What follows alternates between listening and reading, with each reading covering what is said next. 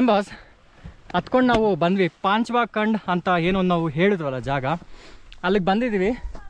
ಈ ಪಾಂಚ್ವಾ ಖಂಡಲ್ಲಿ ಸುಮಾರು ಜನ ವಾಸ ಮಾಡ್ತಾರೆ, ಪಹಾಡಿ ಜನ ಅವರು. ಹಾಗೂ ಕೃಷಿ ಮಾಡ್ತಾರೆ. ನೋಡ್ಬೋದು ಎಲ್ಲ ಆ್ಯಪಲ್ಲು ಮತ್ತು ಆಲೂಗಡ್ಡೆ ಹಾಕಿದ್ದಾರೆ, ಜೋಳ ಎಲ್ಲ ಹಾಕಿದ್ದಾರೆ. ಈ ರೀತಿಯಲ್ಲಿ ಕೃಷಿ ಮಾಡೋದಿಲ್ಲಿ. ಅಂದರೆ ಇಲ್ಲಿ ನಮ್ಮ ಥರ ನೆಲ ಎಲ್ಲ ಫ್ಲ್ಯಾಟ್ ಆಗಿರಲ್ಲ, ಬೆಟ್ಟಗಳಲ್ಲಿ ಸ್ಲೋಪ್ ಆಗಿರುತ್ತಲ್ಲ, ಆ ರೀತಿಯಲ್ಲಿ ಅವರು ಸ್ಲೋಪಲ್ಲೇ ಕೃಷಿ ಮಾಡ್ತಾರೆ. ಇವೆಲ್ಲ ಆ್ಯಪಲ್ಲು ಮತ್ತು ಪ್ಲಮ್ಮು, ಪಿಯರು, ಆಡು, ಲಿಚ್ಚಿ ಅದು ಕೂಡ ಸಿಗುತ್ತೆ. ಲಿಚ್ಚಿ ಇಲ್ಲಿ ಸಿಗೋದು ಡೌಟು, ಬಟ್ ಆ್ಯಪಲ್ ಪಕ್ಕ. ಸೊ ಎಲ್ಲ ನೋಡ್ಬೋದು. ಹಾಗೆ ಇಲ್ಲಿ ಕರೆಂಟ್ ಫೆಸಿಲಿಟಿ ಕೂಡ ಇದೆ. ವೈರ್ ನೋಡ್ತಾ ಇದ್ದಾರೆ ಮೇಲೆ, ಅಲ್ಲಿ ಟವರ್ ಕೂಡ ಇಕ್ಕಿದ್ದಾರೆ. ನೆಟ್ವರ್ಕ್ ಕೂಡ ವರ್ಕ್ ಆಗುತ್ತೆ. ಆದರೆ ನನ್ನ ನೆಟ್ವರ್ಕು ವರ್ಕ್ ಆಗ್ತಿಲ್ಲ, ಕೇವಲ ಏರ್ಟೆಲ್ ಹಾಗೂ ಜಿಯೋ. ನಂದು ವಡಾಫೋನ್ ಆಗಿರೋದ್ರಿಂದ ಇಲ್ಲಿ ಸಿಗ್ತಿಲ್ಲ. ಸೊ ಹೋಗೋಣ ಹತ್ಕೊಂಡು.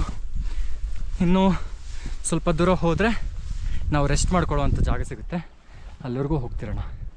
ಆ್ಯಪಲ್ ನೋಡ್ರಿ, ಚಿಕ್ಕ ಕಾಯಿಗಳು.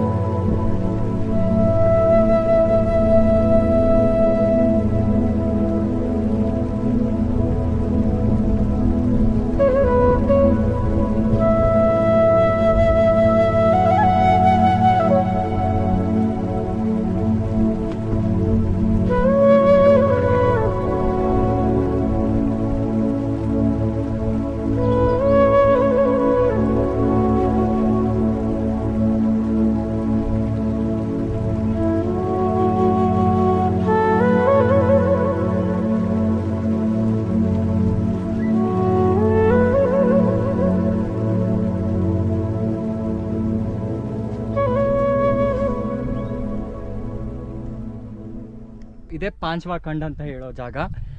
ಆವಾಗಲೆಲ್ಲ ನೀವು ನೋಡಿದ್ರಲ್ಲ, ಅಲ್ಲಿ ಮನೆಗಳು, ಇಲ್ಲೆಲ್ಲ ಕೃಷಿ ಎಲ್ಲ ಮಾಡ್ಕೊಂಡಿದ್ದಾರೆ. ಇವಾಗ ನಾವು ಈ ಪಾಂಚ್ವಾ ಖಂಡನ ದಾಟ್ಕೊಂಡು ಇವಾಗ ಫಾರೆಸ್ಟ್ ಒಳಗಡೆ ಎಂಟ್ರಿ ಹಾಕ್ಕೊಂಡು ಹೋಗ್ತೀವಿ. ಮತ್ತು ಇನ್ನೊಂದು ಥರ ನಮಗೆ ಸಿಗುತ್ತೆ ಇಲ್ಲಿ ರಸ್ತೆಗಳು. ಇಷ್ಟೊತ್ತು ತುಂಬ ಸುಲಭವಾಗಿತ್ತು. ಇನ್ನು ಹೋಗ್ತಾ ರಸ್ತೆಗಳು ಇದೇ ಥರ ಇರಲ್ಲ, ತುಂಬ ಕಠಿಣವಾಗಿರುತ್ತೆ. ರಸ್ತೆಗಳು ಹೇಗಿರುತ್ತೆ ಅಂತ ನಿಮಗೆ ತೋರಿಸ್ತೀನಿ, ಬನ್ನಿ. हमारा जो ट्रैक होगा वो यहाँ से लेके श्रीखंड तक होगा, और जो श्रीखंड पीक है फिर वो श्रीखंड पीक है, फिर ये पीक पूरी इसके साथ जुड़ी है।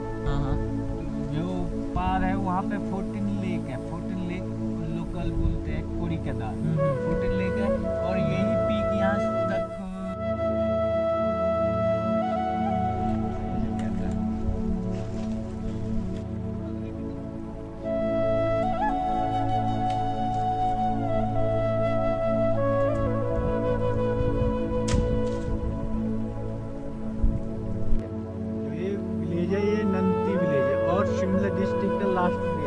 ये लास्ट विलेज है शिमला जिला का। बाद होता है आपका दूसरी डिस्ट्रिक्ट लाहौल स्पीति लगता है।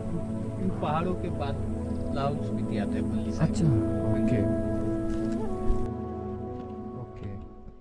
ಸೊ ನಾನು ಹೇಳಿದ್ನಲ್ಲ ಕದಂಬಸ್, ಹೋಗ್ತಾ ರಸ್ತೆ ಕಾಡೊಳಗಡೆ ನಾವು ಹೋಗೋದ್ರಿಂದ ತುಂಬ ಕಠಿಣವಾಗಿರುತ್ತೆ ಅಂತ.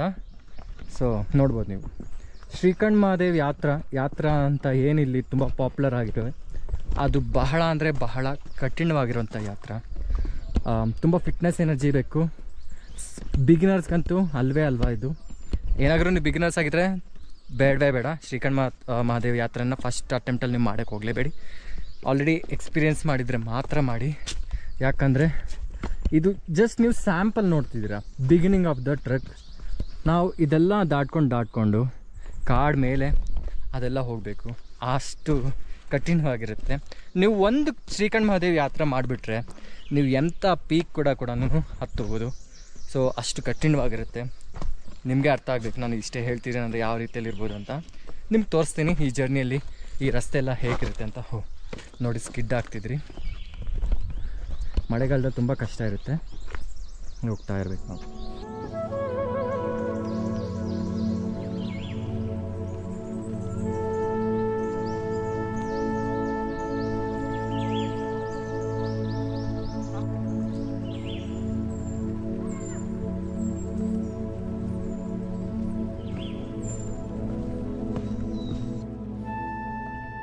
ದಾರಿಯಲ್ಲಿ ಹೋಗ್ತಿರೋ ನಡ್ಕೊಂಡು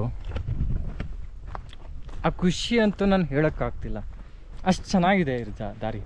ಅದು ಮಳೆ ಬಿದ್ದು ಈ ಹುಲ್ಲೆಲ್ಲ ಹಸಿರಾಗಿದೆಯಲ್ಲ, ಆ ಹಸಿರಿಗೆ ಸ್ವರ್ಗ ಎಲ್ಲೋ ಇಲ್ಲ, ಭೂಮಿ ಮೇಲೆ ಇದೆ ಅಂದರೆ ಅದು ಇಲ್ಲೇ ಅಂತಲೇ ಹೇಳಬೇಕು, ಅಷ್ಟು ಚೆನ್ನಾಗಿದೆ ನೋಡಿ. ಸೊ ಇಲ್ಲಿ ನಮಗೆ ಸ್ವಲ್ಪ ರಸ್ತೆ ಆರಾಮಾಗಿ ಅನಿಸ್ತಿದೆ. ನಮ್ಮ ಜೊತೆಲಿ ಇದ್ದಾರೆ ಭಯ ಅವರು, ಡೆಂಟಾ ಭಯ ಅವರು, ಡ್ಯಾನಿ ಡೆಂಟಾ ಅಂತ ಅವ್ರ ಪೂರ್ತಿ ಹೆಸರು. ಸೊ ಅವ್ರು ನಮ್ಮ ಜೊತೆಲಿದ್ದಾರೆ. ಹೋಗ್ತಿರೋಣ. ಸ್ವಲ್ಪ ಕಣ್ಣುಗಳೆಲ್ಲ ರಸ್ತೆ ಮೇಲೆ ಇರಬೇಕು. ಮರ ಸ್ಟೀಪ್ನೆಸ್ ಇರುತ್ತೆ, ಬಿಟ್ಟರೆ ಕೆಳಗಡೆ ಹೋಗಿ ಬಿದ್ದಿರ್ತೀರ. ಬೀಳುವಾಗ ಮರಗಳು ಕಲ್ಲು ಎಲ್ಲ ಇರೋದ್ರಿಂದ ಸ್ವಲ್ಪ ಯಾಮಾರಿದ್ರು ಅದೆಲ್ಲ ನಮ್ಮ ಮೈಯೆಲ್ಲ ತರ್ಚ್ಕೊಂಡು ಸೀದಾ ನಾವು ಪರಲೋಕದಲ್ಲಿ ಇರ್ತೀವಿ.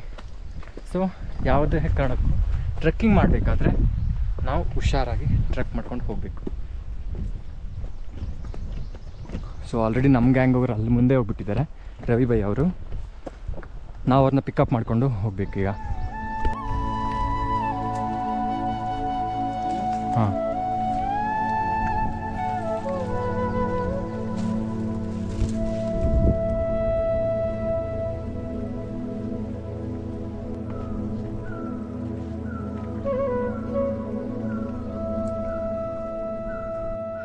ದೇ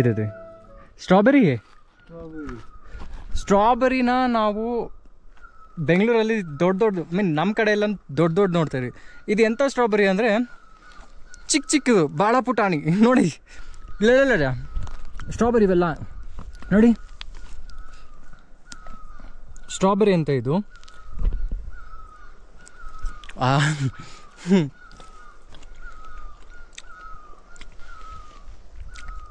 ಸೇಮ್ ಸ್ಟ್ರಾಬೆರಿ ಟೇಸ್ಟೇ ಇದೆ ಇದು.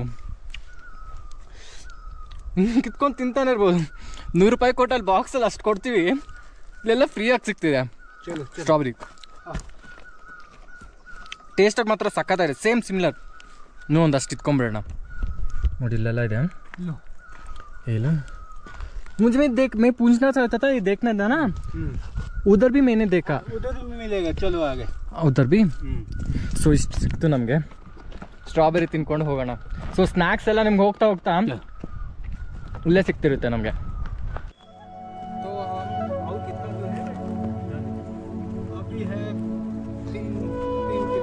अभी तो शुरू हुआ.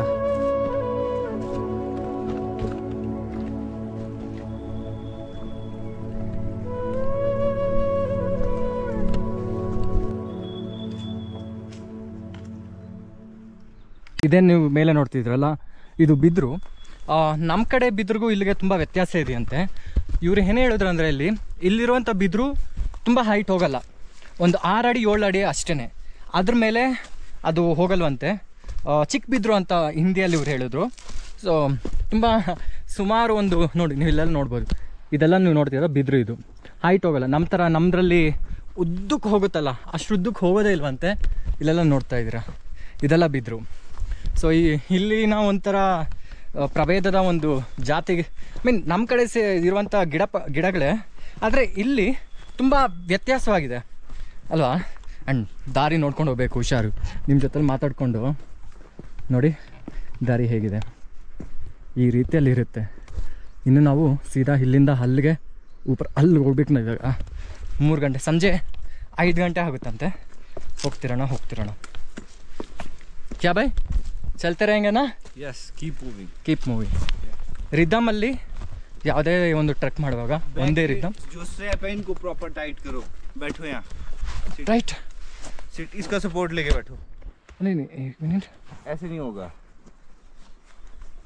होगा ये शोल्डर वाले भी. हाँ, हो गए ना. Okay, move. ಓಕೆ, ಅಂದರೆ ಬ್ಯಾಗ್ ಕೂಡ ಒಂದು ಟ್ರೆಕ್ಕಿಂಗ್ ಬ್ಯಾಗ್ ಯಾವ ರೀತಿಯೆಲ್ಲ ಹಾಕ್ಕೊಳ್ಬೇಕು ಅನ್ನೋದು ಕೂಡ ನಾವು ಕಲ್ತ್ಕೊಂಡಿರಬೇಕು. ಸೊ ರವಿ ಭಯ್ಯ ಅವರೆಲ್ಲ ನಮಗೆ ಹೇಳ್ಕೊಟ್ಟಿದ್ರು. Thank you bhaiya.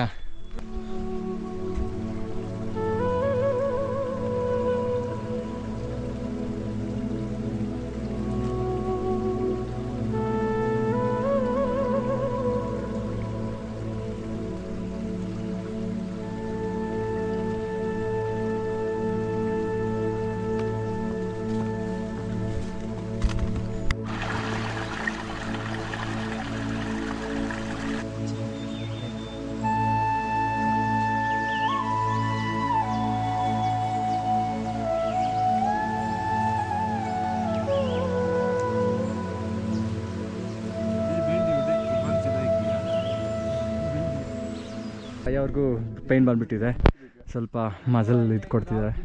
ಆ್ಯಂಡ್ ಇಲ್ಲಿ ನೋಡ್ಬೋದು ತ್ರಿಶೂಲ ಇದು ಸೈನ ಮರದಲ್ಲಿ ಇದು ಮಾಡಿದ್ದಾರೆ. ಇನ್ನೂ ಜಾಸ್ತಿ ಇದೆ. ಸ್ಪಾ ಬಾವಿ ಅಂತ ನಮ್ಮ ಬೇಸ್ ಕ್ಯಾಂಪ್ ಇದೆಯಲ್ಲ, ಇವಾಗ 1:50 5 ಗಂಟೆ ಆಗುತ್ತೆ. ಇನ್ನು 3 ಅವರ್ ಜರ್ನಿ, ಅಷ್ಟು ದೂರ ಹೋಗಬೇಕು. ये हैंड यूज होगा हमारा, ओके इसको पकड़ने के लिए. देन ये फिर यूं इस हैंड से यूं पकड़ना और ये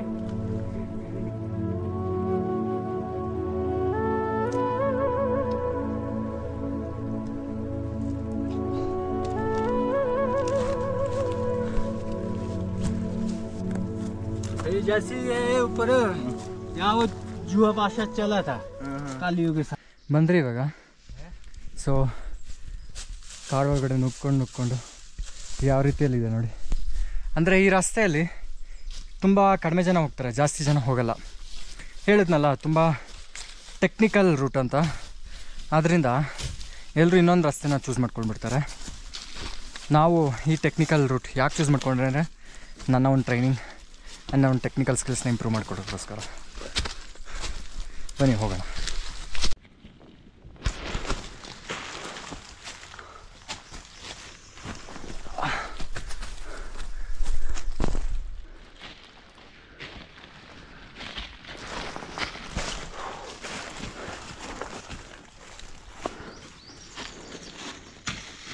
हम चाय बनाते हैं लोकल टी.